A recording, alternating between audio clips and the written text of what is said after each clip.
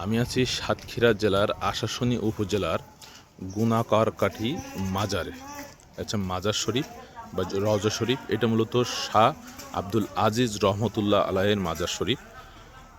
এখানে শাহ আব্দুল আজিজ রহমতুল্লাহ আলাহি ছাড়া আরও অনেকের মাজার আছে, যেটা দেখতে পাচ্ছি। এখানে আছে বেশ কয়েকজনের সাহিত্য আছে, বেশ কয়েকজন ধর্মীয় ব্যক্তি সাহিত্য আছে। আর এটা হচ্ছে মূলত শাহ আব্দুল আজিজ রহমতুল্লাহ আলাহের মাজার।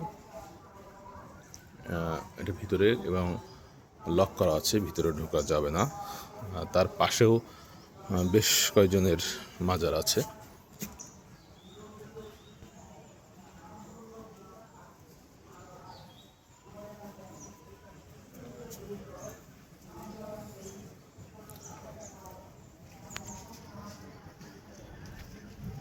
এবং পাশে একটা সুন্দর মসজিদ তৈরি হচ্ছে, জামে মসজিদ।